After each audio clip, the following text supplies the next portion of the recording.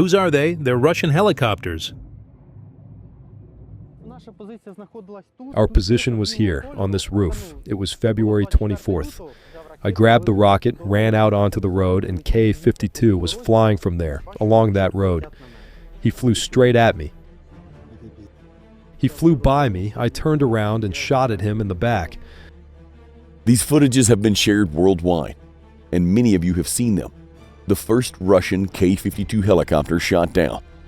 But not many of you know who fired the shot. Let's fix that. Meet Serhiy Falatyuk, a Ukrainian soldier with the call sign Fara.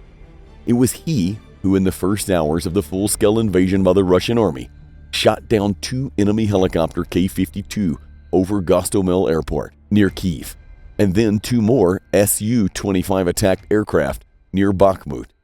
In this episode, he will show and tell the details of those events, how and where exactly it happened. Let's go. On the evening of February 23, 2022, we were told that a large number of Ka-52 helicopters had flown into Belarus. I gathered my personnel and told them that Ka-52s had flown in there. We looked up technical information about them on the internet and studied in detail what kind of helicopters they are.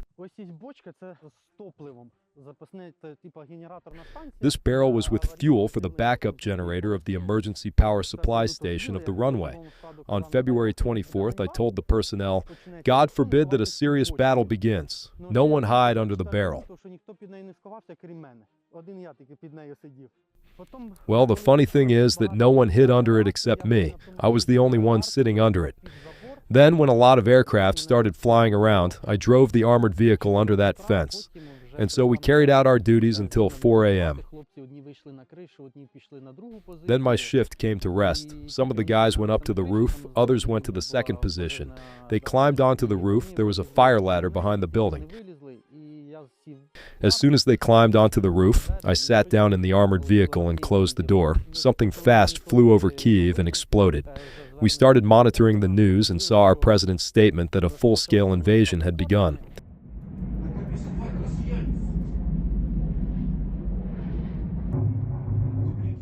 Whose are they? They're Russian helicopters. Look. They're firing traps. Shit, it's flying. Where did they all come from? Look, there are so many of them. Are they definitely Russian? I reported via radio that I could hear a helicopter, to which I was told that the radar had not detected any helicopters. If anything, keep a visual watch. From the Belarusian side, I saw helicopters appear from behind a strip of forest. First, second, third, fourth. Through binoculars or eyes? With the naked eye, they were already very close to us. How come you can see them, but the radars haven't detected them? Our radio location stations, which were in service at that time, dated back to the Soviet era. Russia has exactly the same ones in service. And we all understood that they detect targets flying above 500 meters. They do not detect anything flying below that. It's a good thing they flew in on Ka-52s, and I shouted without hesitation, "Fire on enemy aviation!" Because, as I analyzed a few days later, if they had been flying Mi-24s or Mi-8s, which we also use, I would have let them get all the way to the airport, but the Ka-52 is only in service in Russia. That's it. I didn't need to look at the identification marks. Shit, it's flying.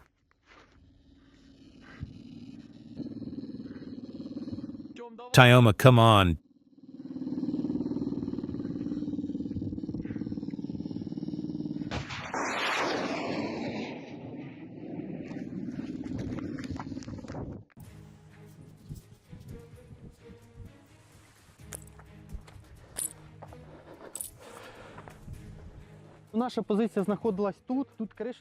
Our position was here, on this roof.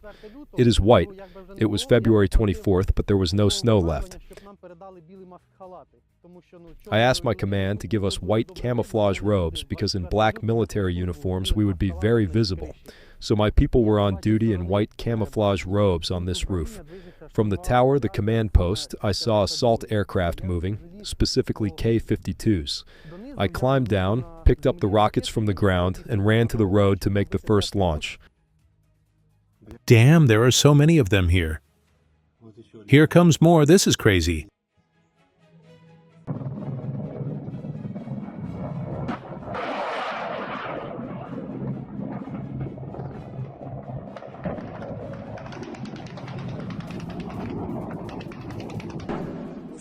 About 20 have already flown by. I don't see the Ukrainian emblem, so they're definitely Russian.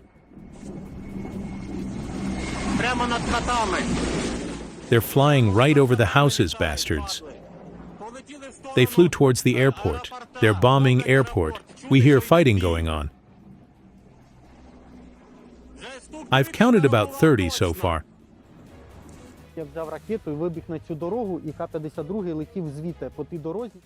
grabbed the rocket, ran out onto the road, and Ka-52 was flying from there, along that road. He flew straight at me, very, very low. I grabbed the rocket and stood in front of him. And I see him getting closer and closer and closer. I'm standing there with the rocket, looking at it, and I realize that according to the relevant regulations, the distance to the target must be 500 meters or more. And I quickly calculated that it was already too close, that the rocket would not have time to reach the target and would not hit it. I just crouched down, and he flew over me. He was so big. He flew by, I turned around, and shot at him in pursuit, already in the back, like a coward.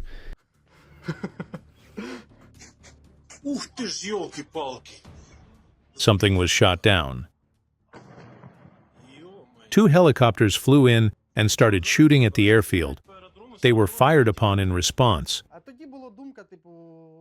At that moment, I had a thought, like, why didn't he shoot me? The first question that flashed through my mind was, why did he leave me alive? Well, why? What did I do that he didn't eliminate me? Well, thank God, of course. To this day, I still can't get that thought out of my head. Why? He had already seen you, right? Yes, he saw me well. And he was armed with machine guns, a 30mm cannon. Well, he didn't even need to waste rockets on me. That is, he could have turned me into mincemeat with the push of a button, or a pedal, or whatever the pilot shoots with. For some reason, he didn't shoot. Maybe he thought I wouldn't shoot because I was scared and would run away.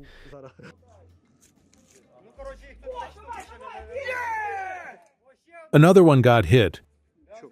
What, they hit him?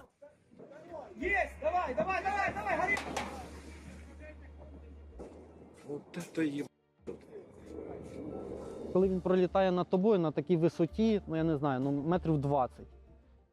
When a helicopter flies over you at such a height, I don't know, 20 meters, it just takes your breath away. I fired at it with my rifle, but it was useless. It flew over me when I was hiding under a barrel. I fired the second rocket in the same direction. Helicopter hit in that building where the personnel were located and flew there to turn around. I fired from this spot, right there, and it was the second Ka-52. It made an emergency landing. I hit it somewhere on the side. What are your feelings now? This place, which could have been the site of your death, has become the site of your glory. Well, my brothers in arms, who were here that day and continued to defend our country together with me now, and I discussed whether we would want to repeat that day, to experience it again. Probably not. I wouldn't want to. You realize that you could have died.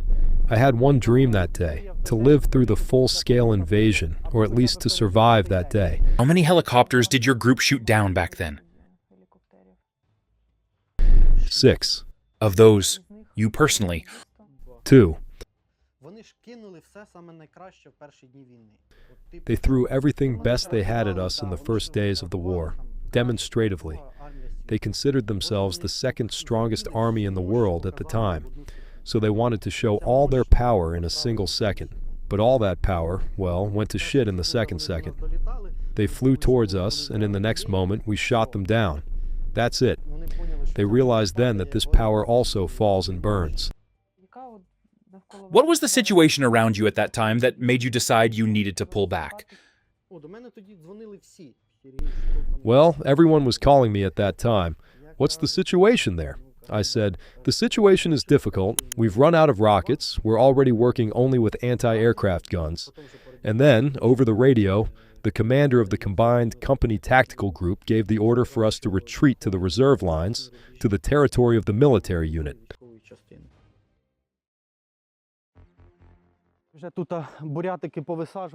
Then the enemy had already landed and started running around these bushes, and we started shooting at them. We decided to climb over the armored vehicle to the other side to retreat to our military unit. There was no fear at that moment. Everything was done on adrenaline because we were able to shoot them down. Everything was burning. I have a soldier, call sign Truffle. He is small and short. We are still fighting together today. I managed to just pick him up and throw him over the fence. We remembered that later. I tried to repeat it, but it didn't work. Then, on adrenaline, I grabbed him by his body armor and threw him over the fence with all his equipment and said, "Help the next ones." And the guys started jumping over. Which fence? This fence. Behind it there is a special ditch, which is an escape route to our military unit. As we retreated to the ditch, we came under gunfire. A helicopter was flying behind us and also firing at us. It was quite an exciting attraction. Look, the letter V. I'm standing by the downed Russian helicopter, and the letter V is on it.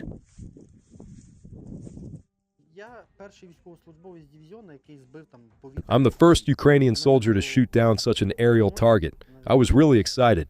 Well, I called everyone on the second and third days, the division commander, the battery commander, and told them that I had shot down a Ka-52, that I'm attaboy.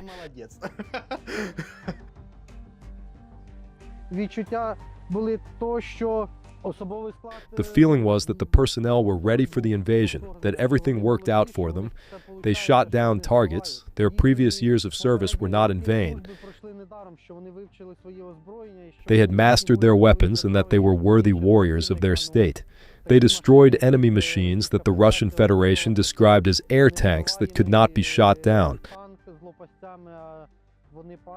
No, they fall and burn. Emotions were running high. There, where the engine lies, you can see 2 rows of blades. It so happened that I was there that day, so I did everything that I could to save the lives of my personnel and destroy as many air targets as possible.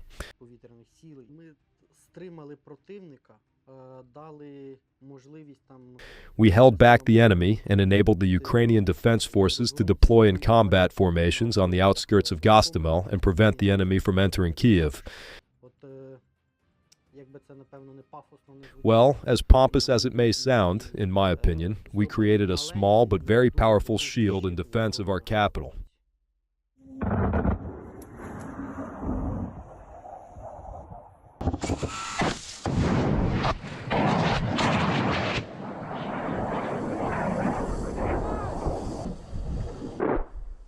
Good job. It was Bakhmut, which was still completely under the control of Ukrainian troops at that time. It was autumn, October. Well, there were already battles going on around Bakhmut. Our position was between the settlements of Bakhmut, Kordyumivka, Zelenopilia.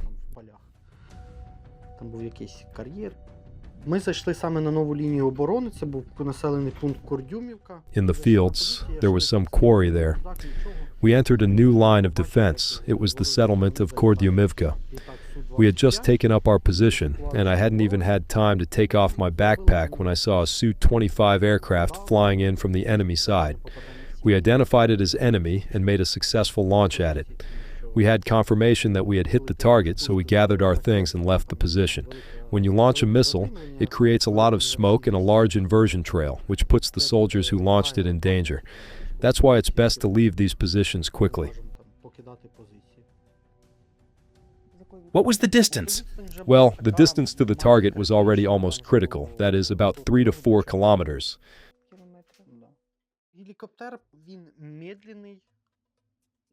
A helicopter is slower and not as maneuverable, but an airplane is a high-speed target and much more maneuverable. And that's where the difficulty lies. Catching it in your sights, tracking it, and hitting it. And if the pilot doesn't see the missiles flying towards him and doesn't start maneuvering, well, that's fine. But if he starts releasing thermal traps, then if you fire a gun and the bullet flies out, you can't correct its trajectory. It flies where it flies. The same applies here. Once the missile has been launched, you can't correct its trajectory. This is not an anti-tank weapon, such as the Stugna, whose missile can be corrected by the beam, to the right or left, up or down. If an anti-aircraft missile has found and locked onto a target, the person who fired it has done everything right. That is, he caught the target, tracked it, the missile locked onto the target and flew. Then, whether it hits the target or not depends only on the missile itself. Do you know what the Su-25's mission was? Well, it carried out combat maneuvers against our infantry, more precisely against the infantry of a neighboring unit that was to our left. After that, the aircraft made a turn and was simply returning to its base, the airport from which it had flown, and we caught it as it was leaving. The second aircraft. We shot down the first one in early October and the second one about 4 or 5 days later. Same direction, just a different position. We took up our positions, sat down, and searched. In the afternoon, we received a radio message. Enemy aircraft will be operating in your area of responsibility. We prepared our weapons for combat. We uncapped the missiles, aimed them, sat down, and waited. First acoustically and then visually, we detected 2 aircraft. I fired at one of them and it was a direct hit. My partner said, "Did you hit it again?" I said, "Of course." He said, "I can't keep up with you. Well, let's get out of here." Enemies thus learned that we are here. When they didn't know we were here, they flew calmly. But we showed our effective work, shooting down 2 aircraft. That's it. They didn't fly there anymore. They know that's all.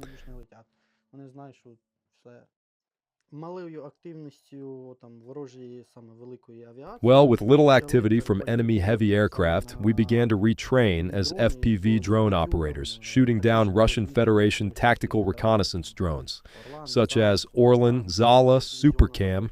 The division commander asked me to create and lead a battery of anti-aircraft unmanned aerial systems.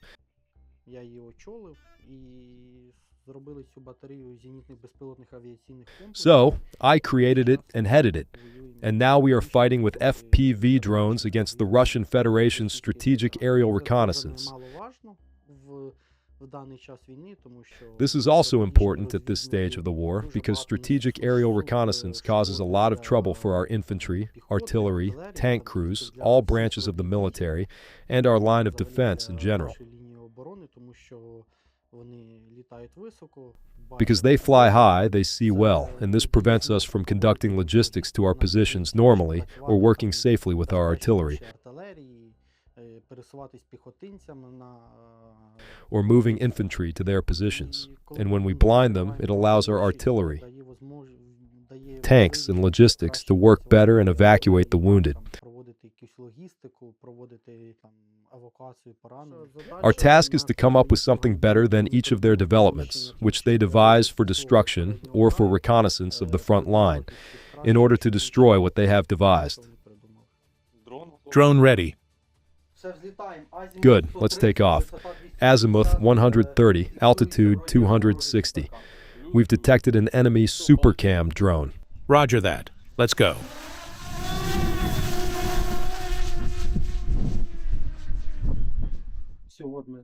That's it, we're flying over him. Hit, we got him. Full contact. Your image has been featured on a postage stamp.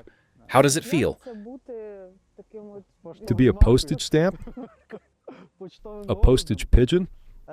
Well, when they called me and said that a postage stamp would be made with my image on it, of course it was pleasant.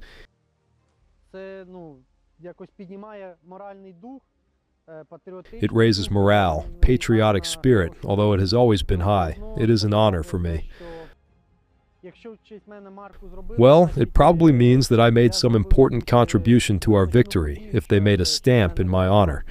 як обичний горбанянин своєї держави, який- Although I am an ordinary citizen of my country, when the war and then full-scale invasion began, I took the right path на правильний напрямок на захист своєї держави, на to defend my land, my home, and my family.